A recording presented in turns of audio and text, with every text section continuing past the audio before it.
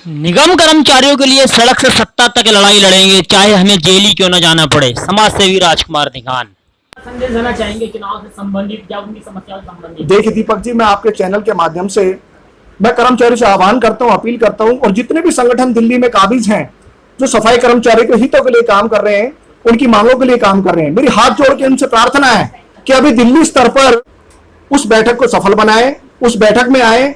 ये बैठक किसी संगठन के बैनर के तले नहीं होगी, ये एक सामाजिकता के नाते होगी, ये कर्मचारी के हित में होगी। और मैं इसके लिए तमाम संगठनों से आह्वान करता हूं कि सफाई कर्मचारियों के लिए कार्य करेंगे, मिलकर कार्य करेंगे। जो भी वहां आदेश होगा, सबकी सर्वसहमति से जो विचार गोष्ठी होगी, उसी के ध्यान में रखते हुए, उसी को ध्यान में रखते हुए आंदोलन किया जाएगा, चाहे स्लो टू डाउन स्ट्राइक हो या हड़ताल हो। मैं तो ये कहता हूं कि किसी तरह से रास्ता निकलना चाहिए, बहुत हो गया, अब कम से कम इसका निवारण होना चाहिए। कर्मचारी अपने आप को ठगा सा महसूस कर रहा है, आज कर्मचारी हमारे पे भरोसा नहीं कर रहा है, तो इस कर्मचारी का यदि भरोसा जीतना है तो हमें कुछ ना कुछ कदम उठाना पड़ेगा, चाहे इसके लिए कोई भी हमें भरसक प्रयत्न करने पड़े। एक आखिरी सवाल, ये माना जाए कि आप कर्मचारी की लड़ाई सड़क से सत्ता तक लड़ेंगे? बेशक, पहले भी लड़ाई लड़ी है, आज भी लड़ाई लड़ेंगे। और बल्कि मैं कहता हूं कि यदि दिल्ली स्तर पर आंदोलन होता है और सरकार यदि चाहती है कि राजकुमार निघान को गिरफ्तार किया जाए, जेल कस्टडी में रखा जाए, या फिर उस पर मुकदमे इतने बना दिए जाए, इतने रख दिए जाए कि वो जेल से बाहर ना आ पाए, तो यदि ऐसा होकर भी मेरा कर्मचारी पक्का होता है तो मैं जेल जाने के लिए तैयार हूं, किसी भी आंदोलन के लिए तैयार हूं। मुझे जेल भेजें, लेकिन मेरे कर्मचारी को पक्का करें। लेकिन हाँ, इस जेल जाने से पहले मैं किसी भी हद से गुजर सकता हूं, कहीं का भी पानी बंद कर सकता हूं, कहीं भी कूड़ा फेंक सकता हूं, और किसी भी रोड को जाम कर सकता हूं। ये मैं आपके सामने वायदा कर रहा हूं। आजमाइश करके देखिए कुछ अलग हटके करने का, क्योंकि आज परिवर्तन का जमाना है और परिवर्तन करना पड़ेगा। जब 15 वर्षों में इन्होंने कुछ नहीं किया तो आगे ये लोग क्या करेंगे? तो किसी और को मौका दें। मैं तो आपके चैनल के माध्यम से ये कहना चाहता हूं कि हमें सरकारों से कोई मतलब नहीं है, हम लोग ट्रेड यूनियन चलाते हैं। जो सरकार हमारा काम करेगी वो जिंदाबाद, और जो सरकार हमारा काम नहीं करेगी वो मुर्दाबाद। आपको बताता हूं कि जैसे कि आप जानते हैं कि 2021 में 2020 में जो पूर्वी दिल्ली में या समस्त दिल्ली में जो हड़ताल हुई, उसमें all municipal corporation staff union के जो संस्थापक हैं मुकेश कुमार वैद्य जी और मैं दिल्ली प्रदेश अध्यक्ष हूं, हमने हाई कोर्ट में निगम के खिलाफ एक मुकदमा दर्ज किया, एक रिट पिटीशन लगाई। उसमें प्रयास था निगम का कि जो हड़ताल हमने की है, इस हड़ताल को इलीगल घोषित किया जाए, ताकि जितने भी यूनियन नेता हैं उनको गिरफ्तार किया जाए, उन पर मुकदमे चलाए जाएं। लेकिन मैं आपके चैनल के माध्यम से ये स्पष्ट कर देता हूं कि जैसा कि आप जानते हैं कि जो 2021 में जो स्ट्राइक हुई, उस स्ट्राइक में हाई कोर्ट ने हमारे ऊपर एक, जितने भी संगठन है, जितने भी कर्मचारी, उनके ऊपर एक नोडल ऑफिसर अपॉइंट किया, और जितने भी 9 संगठन के लोग हैं मुकेश कुमार जी के नेतृत्व में नोडल ऑफिसर के सामने पेश हुए। हमने अपनी ग्रीवेंसेस रखी। हमारी जो मुख्य मांग थी, केवल ये मांग थी कि हमारा जो कर्मचारी है, जो 25-25 साल से जिसको अभी तक भी नियमित नहीं किया गया है, पहले आप उस कर्मचारी को पक्का करें। दूसरी हमारी मांग थी, जो कर्मचारी आज बीमारी से कम और गरीबी से ज्यादा मर रहा है, उस गरीब कर्मचारी को आप मेडिकल कैशलेस कार्ड दे, 1 से 7 तारीख तक तीनों कॉर्पोरेशन में कर्मचारी को वेतन दे। जैसा कि हाई कोर्ट के आदेश थे कि जो भी कर्मचारी है, सफाई कर्मचारी है, आपके वेटरनरी विभाग के कर्मचारी हैं, आपके उद्यान विभाग के कर्मचारी हैं, आपके शिक्षा विभाग के कर्मचारी हैं, आप 1 से 7 तारीख के अंदर इनको वेतन देंगे, चाहे आप कहीं से भी दें। लिहाजा जो नोडल ऑफिसर साहब थे, उन्होंने जब हमारी बात सुनी तो हमें कहीं ना कहीं नजर आया कि कोर्ट हमारी सभी बातों को संज्ञान में लेकर आ रहे हैं और कोई ना कोई फैसला शायद ये पॉजिटिव होगा, सकारात्मक होगा। लेकिन हुआ क्या कि जब एक रिड्रेशन कमेटी बनाई गई, तो उस रिड्रेशन कमेटी में तीनों कॉर्पोरेशन में से अधिकारी लिए गए, तीनों मेयर लिए गए, तीनों स्टैंडिंग कमेटी चेयरमैन लिए गए, और उन्होंने यूनियन के खिलाफ या कर्मचारी के खिलाफ उनको क्या फर्क लाया ये तो मैं बता नहीं सकता। लेकिन हाँ, जो नोडल ऑफिसर का हाई कोर्ट का जो फैसला आया वो कहीं ना कहीं कर्मचारी के खिलाफ आया। उन्होंने कहा कि ये जो उमा वर्सेस कर्नाटका है, हम इसको ध्यान में रखते हुए, न्यायपालिका को ध्यान में रखते हुए, सुप्रीम कोर्ट को ध्यान में रखते हुए हम वही फैसला सुनाएंगे जो उमा वर्सेस कर्नाटका का फैसला है। जैसे कि आप जानते हैं उमा वर्सेस कर्नाटका आखिर है क्या, यह आपको बताने की आवश्यकता है। एक तुगलकी फरमान है जो कि सिर्फ कर्नाटका में है, और दिल्ली में कर्मचारी 1996 में भी पक्का हुआ है।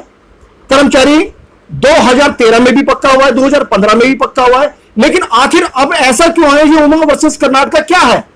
हमें बताया जा रहा है उमा वर्सेस कर्नाटक में कि जो कर्मचारी है, जो 96 में लगा, 98 में लगा, उसकी बैकडोर एंट्री है। तो मैं पूछना चाहता हूं सरकार से, मैं पूछना चाहता हूं निगम से, मैं तीनों मैनेजमेंट से पूछना चाहता हूं, तीनों कमिश्नर से पूछना चाहता हूं, तीनों मेयर कहां से है? जब देश पे आपदा आई, राष्ट्र पे आपदा आई, दिल्ली में हैजे जैसी बीमारी आई, प्लेग जैसी बीमारी आई, डेंगू जैसी बीमारी आई, जब कर्मचारियों को भर्ती किया गया, और मैं तो ये समझता हूं बगैर इंटरव्यू के जब आप भर्ती कर रहे हैं, तो ये फॉल्ट हमारा नहीं है, ये मैनेजमेंट का फॉल्ट है। और ऐसी आपदा में कोई इंटरव्यू नहीं होता, कोई न्यूज़पेपर में वैकेंसीज नहीं निकाली जाती, बल्कि जो कर्मचारी समय पे देश की सेवा कर रहा है, वो राष्ट्र हित में काम कर रहा है, बल्कि वो तो आपका सच्चा सैनिक है। उसकी बैकडोर एंट्री कैसे हुई? वो वाउचर पे तनख्वाह ले रहा है, उसको समय से वेतन मिल रहा है, उसको ईसीएस से वेतन मिल रहा है, तो उसकी बैकडोर एंट्री कहां से हुई? वो एक सरकारी रजिस्टर पर तनख्वाह ले रहा है, वो सरकारी रजिस्टर पर साइन कर रहा है, उसका बायोमेट्रिक सिस्टम में उसका नाम है, फिर बैकडोर एंट्री कहां से हुई? तो यूमा वर्सेस कर्नाटक एक बहाना है। जैसे कि आप जानते हैं 14-15 वर्षों से निगम में भारतीय जनता पार्टी की सरकार है, और ये लोग नहीं चाहते कि किसी गरीब को पक्का किया जाए। वाल्मीकि समाज आज 35 लाख की तादाद में दिल्ली में गुजर बसर कर रहा है, और 90% वाल्मीकि समाज निगम में काबिज है, चाहे एक सफाई कर्मचारी के पद पे हो या किसी भी पद पर हो। मैं पूछना चाहता हूं, जब कर्मचारी 25 वर्ष से निगम की सेवा कर रहा है, तो आखिर उसको पक्का क्यों नहीं किया जा रहा? 240 हाजिरी पर कर्मचारियों को कम से कम पक्का किया जाना चाहिए। ये हमारे डीओपीटी की गाइडलाइन है, और ये डीओपीटी की गाइडलाइन की अवहेलना करते हुए तीनों निगम, बल्कि कोर्ट ने जो फैसला सुनाया, हालांकि हम अपनी भारत की न्यायपालिका का सम्मान करते हैं, लेकिन वो फैसला हमारे खिलाफ है। हमारे कर्मचारी पक्का होना चाहिए, और हमारे कर्मचारी को मेडिकल कैशलेट कार्ड मिलना चाहिए। देखिए, मैं आपको बताना चाहता हूं कि गए जो हम वतन से, तो उस वतन को याद क्या करना, और जहां बेदर्द हाकिम हो वहां फरियाद क्या करना। देखिए, मेयर तीनों क्या करते हैं कि एक पॉलिटिकल मामला है, राजनीतिक मामला है, जब हड़तालें होती है, स्लो टू डाउन स्ट्राइक होती है, तो ये लोग चाहते हैं कि पब्लिक परेशान ना हो। ये पब्लिक के फेवर में कार्य करते हैं, ना कि कर्मचारी के फेवर में काम करते हैं। आज कर्मचारी 25 वर्ष से भूखा मर रहा है, प्यासा है, यहां तक कि सही मायने में आज भी झोपड़पट्टी में गुजर बसर कर रहा है। यानी 25 साल से जो कर्मचारी पक्का नहीं हुआ, वो क्या करेगा? वो हड़ताल करेगा, वो स्लो टू डाउन स्ट्राइक करेगा। जिसके घर में समय से चूल्हा नहीं जल रहा है, जो 13,000 रुपए प्रति माह में कार्य कर रहा है, वो कर्मचारी हड़ताल करेगा। और मैं तो ये कहूंगा कि वो आंदोलन करेगा दिल्ली में। आज दिल्ली की जो जनता है, हमारी उससे भावना है, हमारी उससे कोई लड़ाई नहीं है, बल्कि हम तो दिल्ली को स्वच्छ रखना चाहते हैं, सफाई व्यवस्था दुरुस्त रखना चाहते हैं।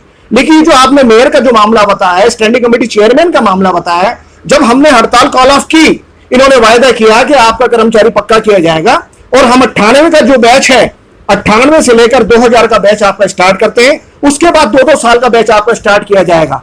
मैं पूछना चाहता हूं तीनों मेयर से, कहां है आपके वायदे और आज क्या है आपके इरादे? आपने बड़े बड़े वायदे किए, लेकिन आज तक भी कर्मचारियों को सही मायने में जो डिजर्व करता है कर्मचारी, उसको उसका हक नहीं मिला है। वो हड़ताल ना करे तो क्या करे? हाँ, इतना जरूर कह सकता हूं मैं कि 2 प्रकार के प्रियम्बल होते हैं, एक सरकारी प्रियम्बल, एक प्राइवेट प्रियम्बल। सरकारी प्रियम्बल जिसमें कमिश्नर की अप्रूवल है, स्वीकृति है, सहमति है। एक प्राइवेट प्रियम्बल जिसमें तीनों मेयर की सहमति होती है। लेकिन स्टैंडिंग कमेटी चेयरमैन यदि चाहे और यदि रेजोल्यूशन पास करे, तो उस प्रियम्बल के आधार पर पोस्टें क्रिएट की जा सकती हैं, और उन पोस्टों पर कर्मचारी पक्का होता आया है।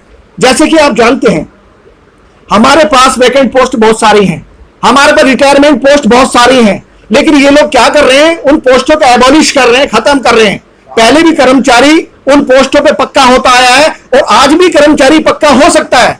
हम ये नहीं कह रहे आप 10,000 पोस्टें निकालें, बल्कि हम तो ये कह रहे यदि आपके पास 1000 पोस्टें हैं, तो आप 1 महीने में 1000 कर्मचारी पक्का करें, 500 ही कर दें, लेकिन काम तो चले, कारवा तो चले।